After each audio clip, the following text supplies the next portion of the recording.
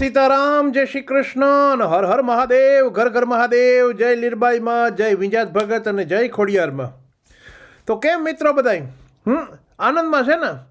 હવે અહીંયા છે ને યુકેની અંદર બધાય માણસોને થાય કે આપણે મકાન લઈએ, પોતાનું મકાન હોવું જોઈએ, ઘરનું, બરાબર ને? તો ઘરનું મકાન હોવું જોઈએ, વાતી સાચી છે તમારી. ને અહીંયા લગભગ માણસો બધાય મોર્ગેજ ઉપર, લોન ઉપર મકાન લે, કારણ કે આટલા પૈસા તો કેશથી એફોર્ડ ન કરી શકીએ, કારણ કે મોટા મોટા સિટીમાં તો ભાવ એટલા બધા વધી ગયા છે કે એની તમે વાત જવા દો. અને લોનની પાછી લઈએ તો લોનનું ઇન્ટરેસ્ટ ભરવું એ બધું પણ કામ છે, બહુ મોટું કામ છે, રાઈટ? પણ છતાંય આપણે એમ થાય કે ઘરનું ઘર, એક મકાન તો હોય તો આપણે સારામાં સારું એમ. ને એ મકાન એક હોય જે આપણે લઈએ છીએ ને પ્રોપર્ટીને, એના ઉપર જે કંઈ આપણે પછી એ છે ને એના ઉપર ટેક્સ નથી લાગતો ટૂંકમાં, એક મકાન ઉપર, રાઈટ? પછી બીજા બધા મકાન ઉપર લ્યો એટલે નવા એમાં ફર્સ્ટ ટાઈમ બાયર્સને સ્ટેમ્પ ડ્યુટી લાગતી નથી નવા મકાન માટે. તો એટલે એને ગવર્મેન્ટ ઇન્કરેજ કરે છે માણસોને અત્યારે કે તમે છે ને મકાન લ્યો એ કે, રાઈટ? એટલે મેં કીધું ચાલો આજે તમને વાત કરું. મકાન તો લેવાય, પણ મકાન આ પહેલાં મેં એક વિડીયો બનાવ્યો હતો એના વિશે કે મકાન લેવું તો કઈ રીતે, પહેલાં તો બધું સર્ચ કરવું ને આ કરવું, એના વિશે નથી. આ તો નવા બિલ્ડ, ન્યૂ હાઉસ, આપણે એમ થાય કે નવા મકાન લઈ લઈએ એટલે 10 વર્ષ સુધીનો હક, કારણ કે 10 વર્ષ સુધીની એને આમ તો સ્ટ્રક્ચરલ ને બધી ગેરંટી મળે, રાઈટ? પણ જે રિપોર્ટ આવ્યો છે આ 2-3 દિવસ પહેલાંનો આઈટીવીની અંદર રિપોર્ટ આવ્યો, એ એટલો ભયાનક આવ્યો છે કે મેં કીધું હાલો તમારે સાથે વાત કરું એટલે ખબર પડે, કારણ કે લગભગ મને નહોતા ખબર કે આવું થાય છે. પણ યુકેની અંદર હવે તમે એમ ઇમ્પોસિબલ જે વસ્તુ છે ને એ અત્યારે બધી પોસિબલ થવા માંડી છે. પહેલાં તો જો ગવર્મેન્ટ છે ને ઓછા એમ ટાર્ગેટ છે ગવર્મેન્ટનું કે નવા મકાનો હોય કે, કારણ કે મકાનનો માણસોને મળતા નથી, એટલે એનું ટાર્ગેટ છે કે લગભગ 2029-30 સુધીમાં લગભગ 1.5 મિલિયન એટલે 15 લાખ મકાન બનાવવા, એટલે દર વર્ષે એટલીસ્ટ 3 લાખ મકાન બનાવવા એમ. તો એનું ટાર્ગેટ પૂરું થાય, કારણ કે નહીંતર માણસોને મકાન મળીએ નહીં કે. અને જે મકાનો છે અત્યારે એમાં શું કરે છે માણસો કે મારા તમારા જેવા છે ને એ ભાડે દેવા માટે થઈને મકાનો ખરીદી લઈએ, ફર્સ્ટ ટાઈમ બાયરને હાથમાં ન આવે મકાન. તો હવે આ નવા કાયદા એટલા બધા નાખી દીધા છે, રેન્ટર્સ ન્યૂ બિલ આવ્યું છે બધું, એ મેં તમને વાત કરી હતી કે એમાં છે ને લેન્ડલોર્ડ ઉપર જ બધું છે ચારે બાજુ. અને પાછું તો હવે 50,000ની ઉપર ઇન્કમ હોય, 50,000થી ઉપર, એટલે તમારે ક્વાર્ટરલી એનું રિટર્ન ભરવાનું ટેક્સનું, કે કેટલો ખર્ચો થયો ને કેટલું આ થયું ને એવું. આ બધું હવે ને પ્લસ એના ઉપર ટેક્સ પૂરેપૂરો ભરવાનો, સ્ટેમ્પ ડ્યુટી લાગે ને, એટલે ટૂંકમાં લેન્ડલોર્ડને છે ને એમાંથી એટલે લેન્ડલોર્ડ નીકળવા માંડ્યા ધીરે ધીરે. અને નીકળવા માંડ્યા એટલે હમણાં છે ને મકાનોને તમે જોજો પ્રાઇઝ થોડીક સસ્તી થઈ છે પહેલાં કરતાં, અને મકાનો તમને ફોર સેલ દેખાય બધાય. પહેલાં તો ફોર સેલ દેખાતા જ નહીં મકાનો અમુક, એટલે મોટા મોટા મકાનો વધારે દેખાતા, પણ નાના મકાનો તો કોઈ ફોર સેલ દેખાતા જ નહીં. હવે નાના મકાનો એ દેખાય ને રિડ્યુસ પ્રાઇઝ એ કરે છે, એટલે અત્યારે ટાઈમ છે મકાન લેવાનો, રાઈટ? ને હજી કહે છે કે કદાચ માર્કેટ ક્રશ થાય, જો ઇન્ટરેસ્ટ રેટ આથી નીચે જાહે તો વાંધો નહીં આવે હજી કદાચ, બાકી ઉપર જાહે તો પૂરું થયું એમ. તો ત્યાં પછી નાઈ જ નાખવાનું છે, કારણ કે કોઈ માણસ એફોર્ડ ન કરી શકે અને કોઈ લેહે નહીં.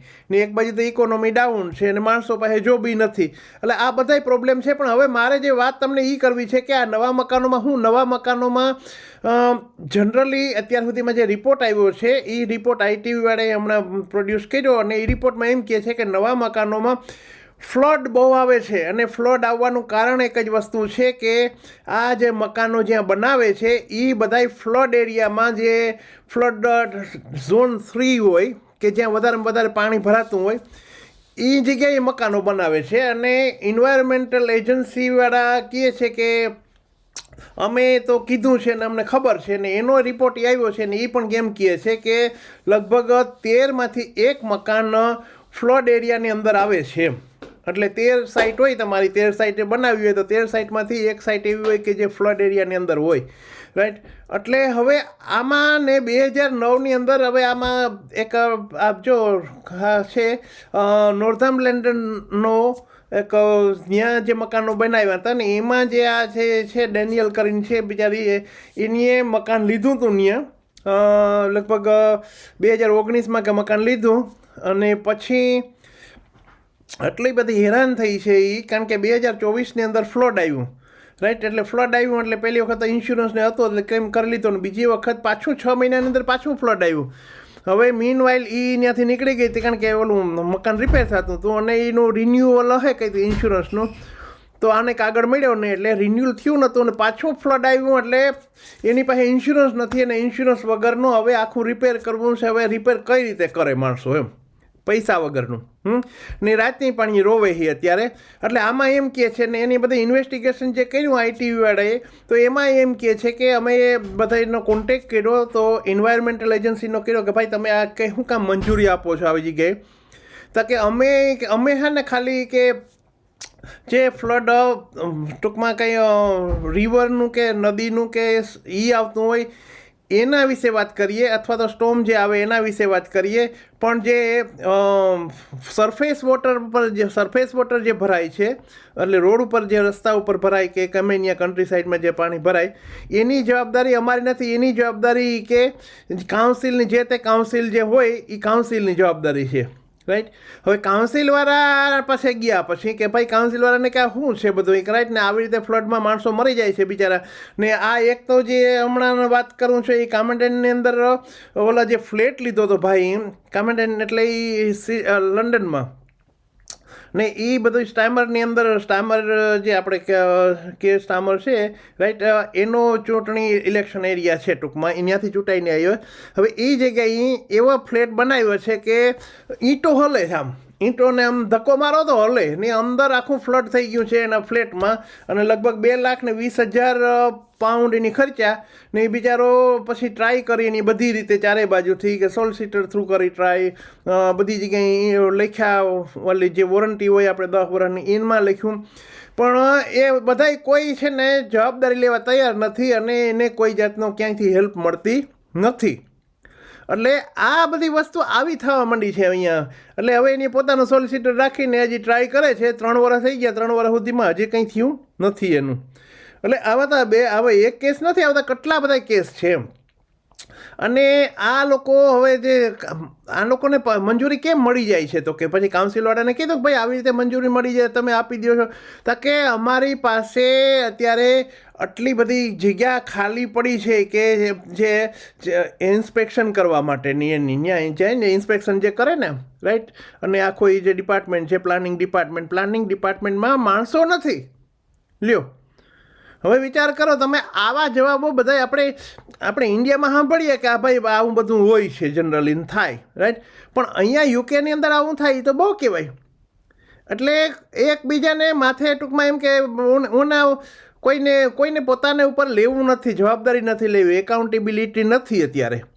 અને હવે કહે છે કે ગવર્મેન્ટ ટ્રાય કરે છે કે આટલી કંઈક 50,000 કે જે વેકેન્સી છે એ બધી ભરવાની છે એ, કે એના માટેની જે પ્લાનિંગ ઓફિસર માટેની, અને પ્લાનિંગ ઓફિસરો નથી મળતા, અને એને લીધે ડિલે થાય છે. અને ડિલે થાય એટલે ત્યાં કોઈ ચેક કરવા જતું નથી, અને કે ઓલા લોકો ડેવલપર્સ શું કરે છે ત્યાં કેવું અંદરથી, એને પહેલાં તો કહી તો દીધું હોય કે ભાઈ તમારે આવડી ટેન્ક બનાવવાની, અંડરગ્રાઉન્ડ ટેન્ક બનાવવાની, પણ ટેન્કની અંદર મેન્ટેનન્સ કોઈ કરતું નથી. અને અત્યારે પાછું જે ગ્લોબલ વોર્મિંગને લીધે આ બધે ફ્લડ પણ બહુ આવે છે, પહેલાં કરતાં વધ્યું છે, રાઈટ.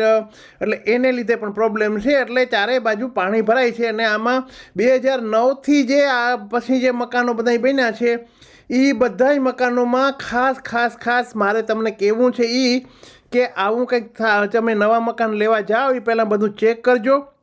ચેક એટલે એ રીતે કે, કારણ કે આમાં કોઈ બીજું તમે કાઉન્સિલમાં મૂક્યો, કાઉન્સિલવાળાને ત્યાં ચેક કરો અને એન્વાયરમેન્ટવાળા ચેક કરો તો કે ઓકે કે બધું બરાબર છે. બરાબર એટલે બધા, કારણ કે મંજૂરી લીધેલ હોય પણ ઓને કામ કર્યું છે કે નથી કર્યું એ કોઈ જોતું જ નથી.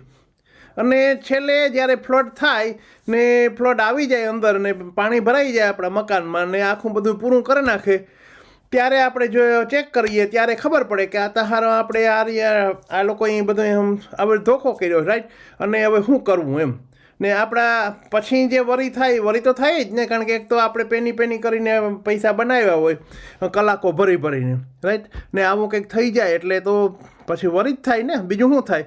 ને એક તો અને માંડ આપણે લાઈફ ટાઈમમાં એક મકાન આપણે લેવાનું હોય, એ લીધું હોય ને એ પણ આવું નીકળે, એટલે કેટલું બધું આપણે અંદરથી થાય એમ. થાય ઓબ્વિયસલી, એમાં કંઈ નો રોંગ.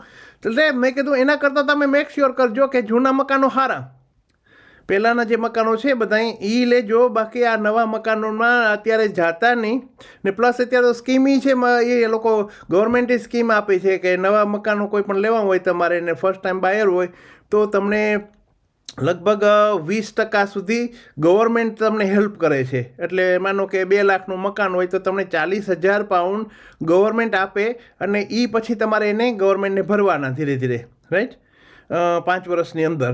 અને નહીંતર એ 5 વર્ષ પછી તમને વ્યાજ એના ઉપર ભરવાનું હોય.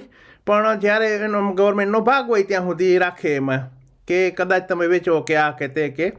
પણ આવી રીતે હેલ્પ પણ કરે છે ગવર્મેન્ટ. એટલે માણસોને એન્કરેજ કરે છે કે નવા મકાનો લ્યો, પણ નવા મકાનો લઈને આવી રીતે થતું હોય એ મકાનો કામના શું, એટલે ને પાછા હાવ રમકડા જેવા. એટલે ટોટલી પૈસા આપણે કેમ બિલ્ડરો ત્યાં ઇન્ડિયામાં જે રીતે બિલ્ડરો બનાવે છે ને, એવા મકાનો હાવ રમકડા જેવા બનાવે કે 10 વર્ષની અંદર તો એ બધું કરાવવું પડે આપણે અંદર ટોટલી.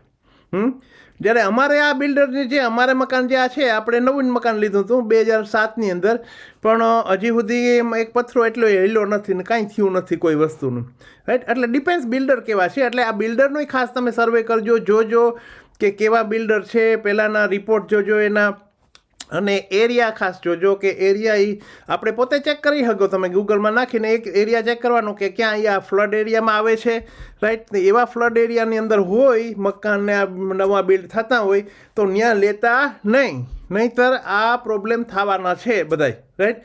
એટલે એ ધ્યાન રાખવાનું છે.